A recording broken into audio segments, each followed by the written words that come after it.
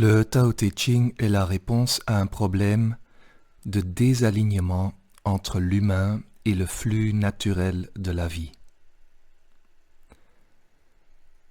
Le verset 18 est la réponse à créer des règles quand la confiance disparaît.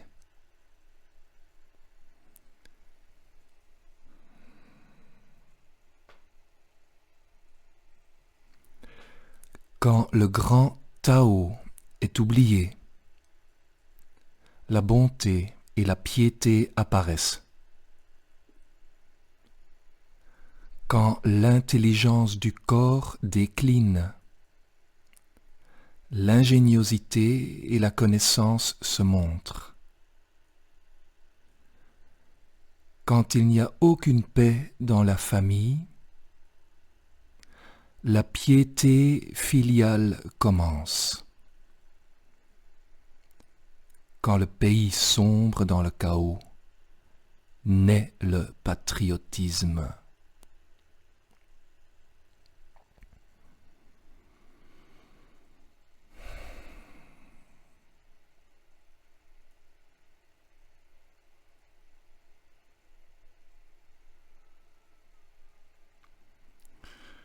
Qu'est-ce que Lao Tzu nous dit? Il y a bonté et bonté.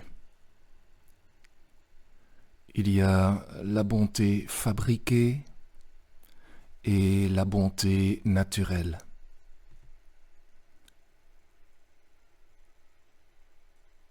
La bonté naturelle est silencieuse. Elle ne se dit pas.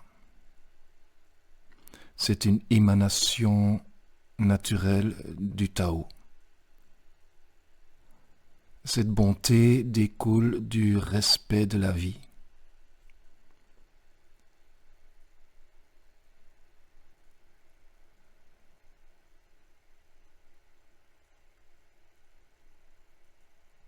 Ce respect est un profond alignement avec ce qui est.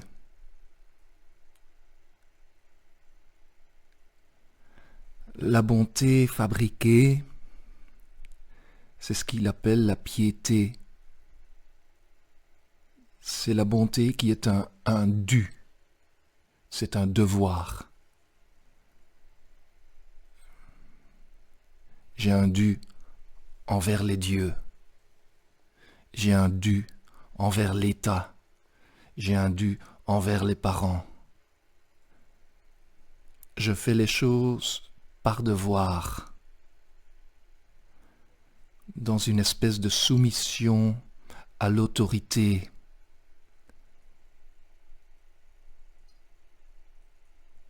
Et donc, cette bonté fabriquée ne respire pas la liberté. C'est une prison.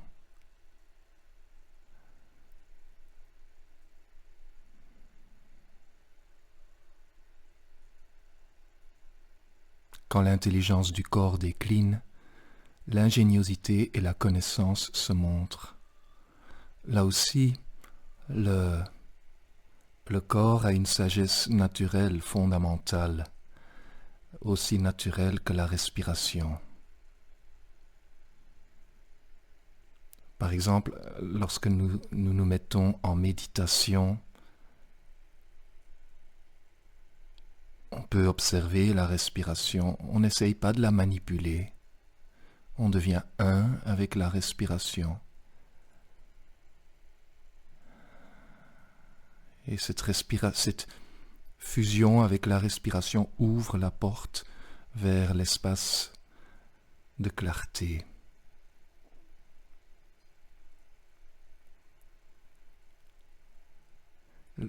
Il y a une totale sagesse dans la respiration. C'est le flux de la vie, c'est comme une rivière.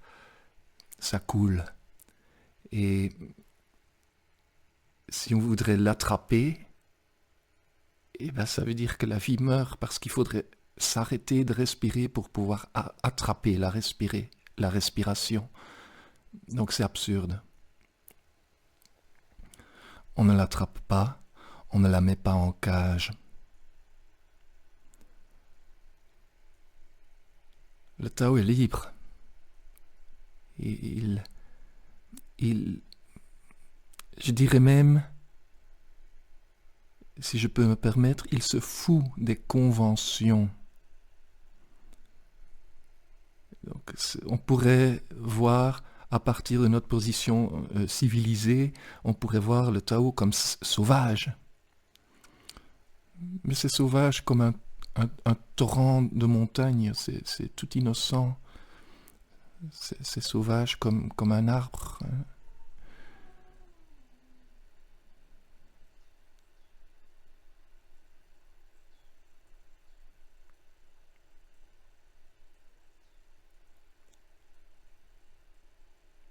Donc lorsqu'on ne manipule pas le corps tombe, pour ainsi dire, dans son rythme naturel. Et au jour d'aujourd'hui, c'est vraiment très difficile. Nous semblons être extrêmement éloignés du rythme naturel, du flux naturel du Tao.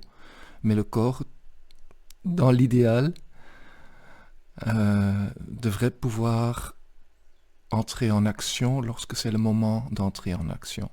Devrait pouvoir se reposer lorsque c'est le moment de se reposer.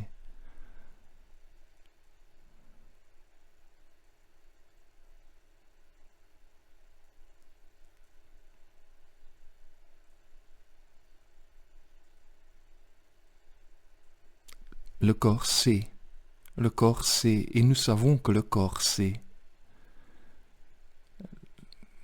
C'est un fidèle compagnon, le corps ne nous trahit jamais. Le corps est l'instant présent, il est l'instant présent. Je dirais même pas qu'il est dans l'instant présent. Je ne respire jamais demain, je ne respire pas hier, je respire maintenant, ça respire maintenant.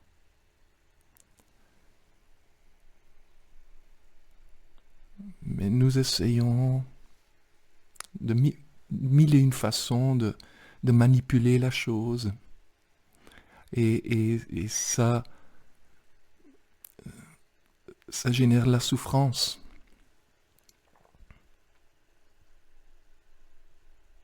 Et pour pallier à cette souffrance, on a besoin de développer toutes sortes de choses, l'ingéniosité, la connaissance, toutes sortes de choses on pourrait dire dans le secteur médical, et c'est un business multimilliardaire pour gérer cette distance du fonctionnement naturel du corps, du fonctionnement naturel du Tao.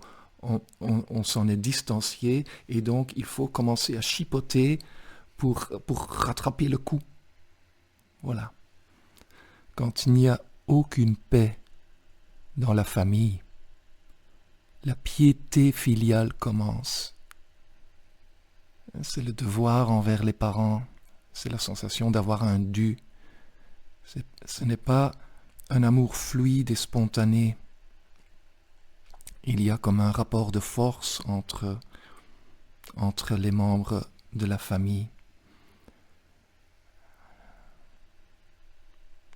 Et dans ce rapport de force, on commence à parler de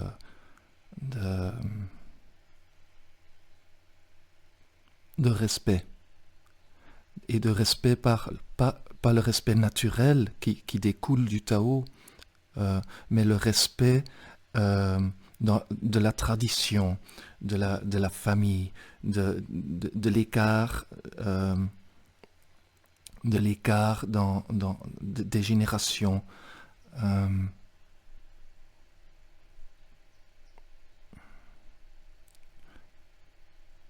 Le contact est souvent pas souple.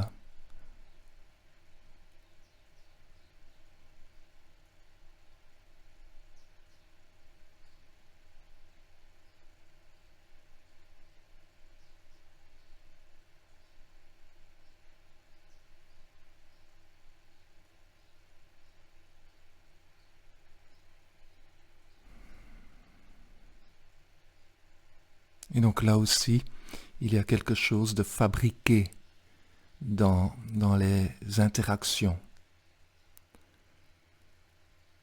Ce n'est pas la paix naturelle qui découle du Tao. J'ai l'impression que quasi toutes les familles ont ce problème. Naturellement, l'idéal n'existe pas, on est tous humains et on essaye tous de faire notre mieux. Mais les réunions de famille, à Noël et quand il y a les grandes réunions familiales, c'est très souvent, on doit faire attention à ce qu'on dit. Il faut éviter certains sujets. On ne peut pas parler de ceci, on ne peut pas parler de cela. On entre dedans un peu comme dans un terrain miné. C'est pas toujours le cas, mais très souvent, il me semble, comme dans un terrain miné. Il faut faire attention à ceci, il faut faire attention à cela. Donc, toute spontanéité disparaît. Toute spontanéité disparaît. Et on est tous un peu comme avec un corset qui serre, un corset qui serre, et il y a des conversations, il y a des interactions, mais la relaxation réelle n'est pas là. Et naturellement, ce qu'on voit très souvent aussi, très souvent, ces fêtes familiales sont accompagnées d'alcool, et après quelques verres, les langues se délient, et très souvent, pas toujours, et j'espère que dans votre famille, ça va pour le mieux possible, mais après un peu d'alcool, les langues se délient et les conflits apparaissent quand même parce qu'on ne sait plus retenir le corset, on ne sait plus se retenir, et la fausse décontraction arrive. Et on fait moins attention au terrain miné, et donc pam, pam, pam, les conflits apparaissent.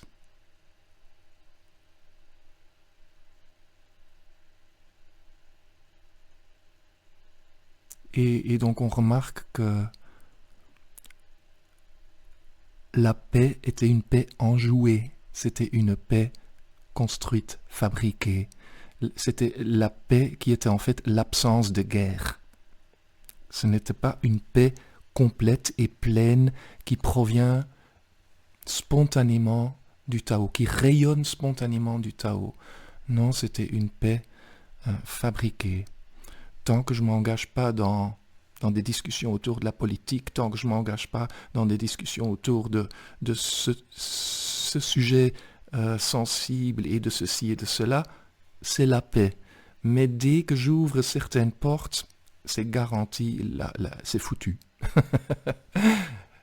Vous connaissez tous ça.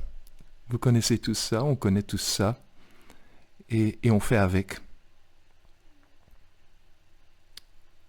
Oui, vous avez remarqué, c'est un peu un sujet sensible me concernant. J'essaye vraiment de faire du mieux possible pour rester en paix. Mais disons que j'ai une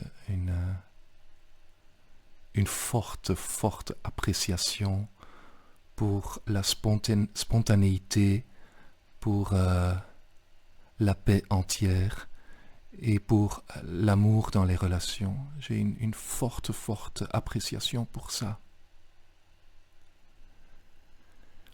Quand le pays sombre dans le chaos, naît le patriotisme. Oui. C'est le devoir. C'est le devoir. Quand le nouveau, ce respect naturel pour la vie qui en fait se voit dans le civisme spontané. On est avec ses voisins, avec les gens qu'on rencontre dans la rue, dans les magasins, lorsqu'il y a comme un respect mutuel qui découle simplement du Tao, un flux naturel de sympathie, de compréhension, alors la société n'a pas besoin d'une montagne de règles pour régler les choses, parce que ça se règle maintenant, dans l'instant, pas à travers un livre ou à travers un code ou à travers ceci ou cela, ça se règle d'humain à humain. Mais quand ça disparaît, quand on s'éloigne du Tao, plus on s'éloigne, plus la montagne de règles grandira et grandira, jusqu'au moment où on sera complètement, où on sera tellement emprisonné dans une prison de règles que la révolte va commencer. C'est impossible autrement, parce que on peut enfermer l'être humain tant qu'on veut. À un moment donné, il voudra briser ses chaînes. Il voudra respirer. Il voudra de nouveau la clarté, la lumière, la paix, la bonté naturelle.